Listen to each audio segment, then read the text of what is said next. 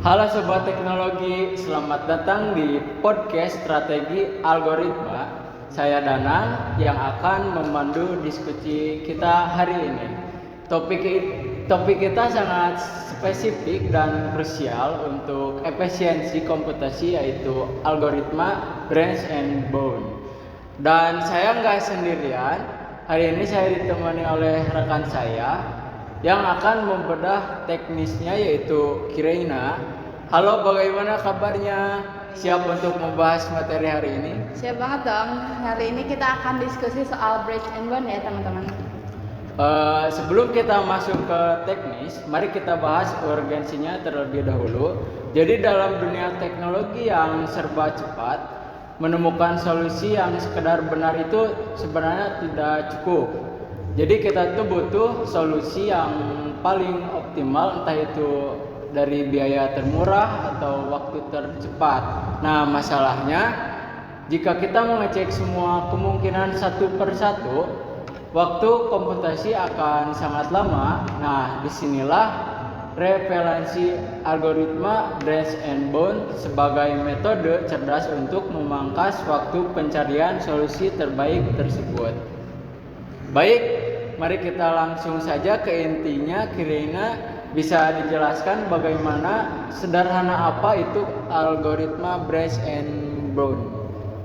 Oke, jadi sederhananya branch and bond itu adalah teknik memecahkan masalah optimasi dengan membagi masalah menjadi cabang-cabang keputusan. Bayangin aja kita punya sebuah pohon keputusan. Nah, cabang-cabang dari pohon tersebut itu yang dinamakan branching. Bedanya dengan pencarian biasa, algoritma ini mempunyai kemampuan menghitung batas atau bound biaya di setiap cabang-cabangnya. Nah, jika sebuah cabang sudah terlihat mahal atau tidak menghasilkan solusi terbaik dibandingkan solusi yang sudah kita temukan sementara sebelumnya, cabang itu akan langsung kita potong atau pruning. Jadi kita nggak perlu membuang waktu untuk menelusuri jalan-jalan lainnya. Oke, jadi bisa berikan contoh nggak buat penerapan kehidupan sehari-hari? Boleh, contoh paling umumnya itu misalkan di masalah rute perjalanan atau traveling salesman problem. Contohnya itu kurir. Kurir itu kan dia harus menghantarkan barang-barang ke beberapa rumah sampai beberapa kota. Nah, branch and bond ini dia akan membantu kurir untuk mengabaikan rute-rute yang sejak awal udah terlihat memutar jauh, sehingga dia hanya fokus untuk mencari rute yang berpotensial pendek tanpa perlu mencoba jutaan kombinasi rute yang lainnya. Siap. Jadi agar pendengar lebih paham, mari kita bedah studi kasus teknis. Kasus apa yang relevan sih? Boleh di sini coba kita ambil kasus assignment problem atau masalah penugasan. Misalnya sebuah perusahaan, nih mereka punya 4 programmer dan 4 proyek yang berbeda. Setiap programmer itu pasti punya biaya yang berbeda-beda untuk di tiap proyek-proyeknya, tergantung keahliannya masing-masing. Nah, di sini tujuannya kita itu harus memasangkan satu programmer ke satu proyek yang sedemikian rupa sehingga total biaya perusahaan yang dikeluarkan akan paling minimal. Nah, kalau kita pakai cara brute force, yaitu mencoba semua kemungkinan, itu akan memakan waktu yang lama jika orangnya itu akan semakin bertambah. Nah, di sini dengan branch and bond, kita akan membuat matriks biayanya. Pertama-tama itu kita membuat matriks biayanya.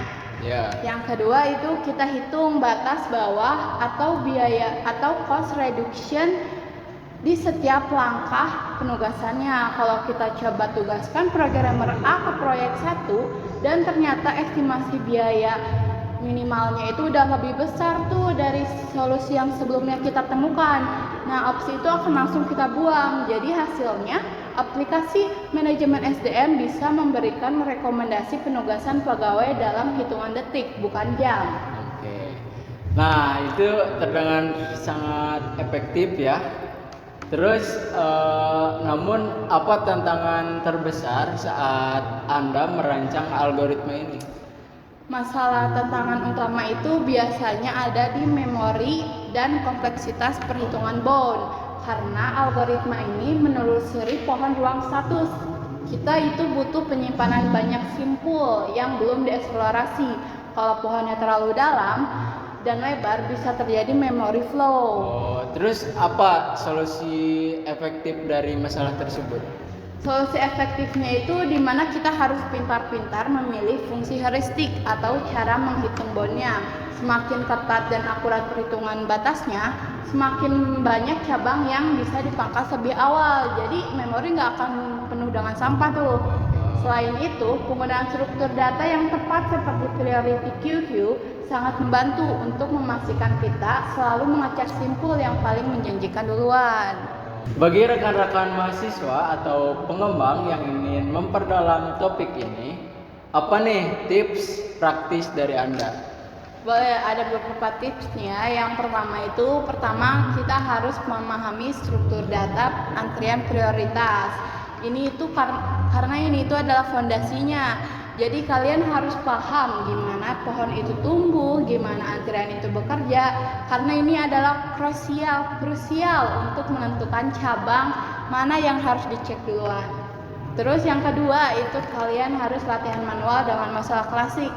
Cobalah selesaikan kasus knapsack problem atau 15 puzzle di atas kertas. Lalu kita pahami alur pruningnya secara manual untuk memahami logika pemangkasannya. Lalu yang ketiga yaitu fokus pada fungsi bound. Efisiensi kode yang dibuat sangat tergantung pada seberapa cerdas rumus pembatas yang dibuat. Lalu yang terakhir yaitu memahami perbedaan dengan backtracking.